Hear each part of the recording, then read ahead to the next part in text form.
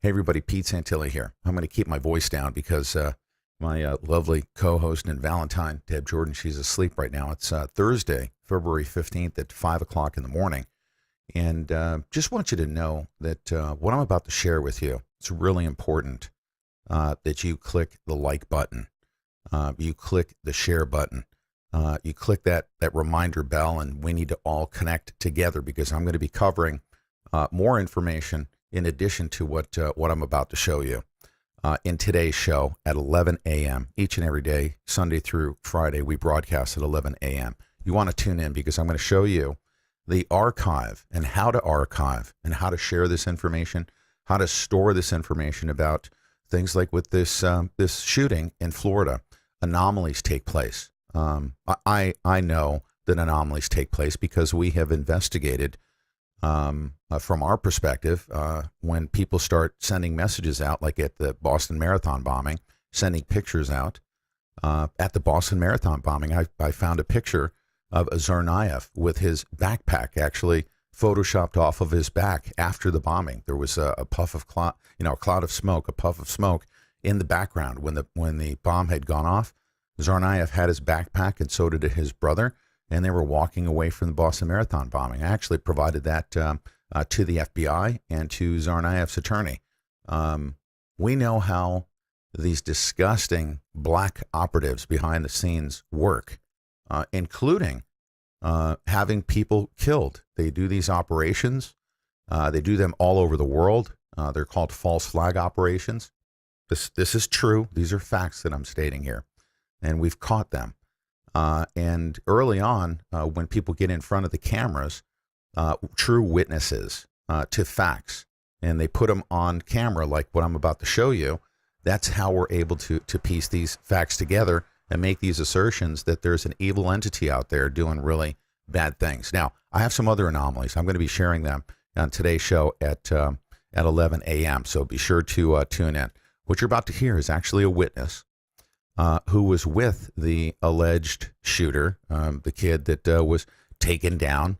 And we have pictures of that with police taking him down and taking him to the hospital. But here's a witness who says that she was with him right after the shooting. So this is undeniable. These are our facts. I'm presenting them to you. You need to share this stuff because this information gets scrubbed from the internet. Not that they're going to be able to take this away from us, because we have a method of archiving to where they can't bury this stuff. The only thing that they typically do is they just kill all of the witnesses, like they did it in Las Vegas. I actually was in the bathroom at the moment, and I had came back to my classroom, and I knocked on the door, and the fire alarm went off, and principal came on the speaker and just said, everyone needs to evacuate right now. So that's what we did. As I was going down the stairs, I heard a couple shots fired. Everyone was freaking out, saying that it was a gun. And as we were walking, the whole class together, I actually was speaking to the suspect, Nicholas Cruz. And as I was speaking to him, he seemed very, I don't know what the word I want to say is, but he was trouble in middle school, so I kind of joked to him about it and said, I'm surprised you weren't the one who did it. And he just gave me a huh. So that's really what happened. You were walking down the hall. He had already fired at that time. Yes, sir, with him. Weren't you scared? In the moment I wasn't, because there was obviously definitely another shooter involved, but... Oh, you think he was not the only one? No, definitely not. Why do you say that? Because when shots were fired, I saw him after the fact. So, and the shots were coming from the other part of the building. So there definitely had to be two shooters involved, I believe. That's the first I've heard of that. Did you see any other students who were wounded? No, sir. Now, this archiving that takes place, that I do, I basically store these things off of my computer. When we put it up on the internet, a lot of people think that by putting stuff up on the internet, that it's a great way to archive. That's why that stuff gets taken down. We have evidence of that.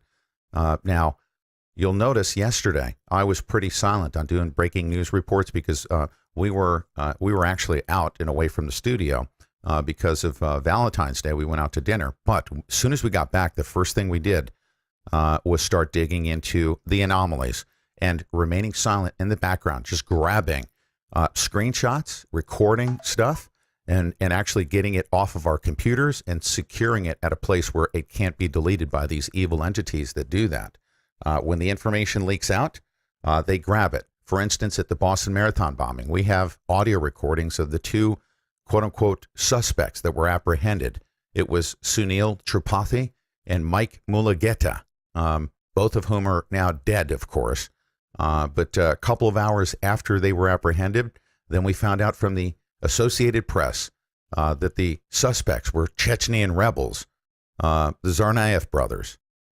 We caught them, and we typically do, and that's why we do this archiving. We catch them, we expose the truth. Now you know what happened to me thereafter by getting myself in hot water, by exposing the truth with my fellow Americans. Folks, these people are disgusting. There's an evil entity behind the scenes that is operating at the expense of all others. They will kill our children in order to pursue their power grabs and their political control efforts. But we, the people, will come together, like, comment, subscribe, share, and join me for the show at 11 a.m. today. Thanks, everybody. We'll see you.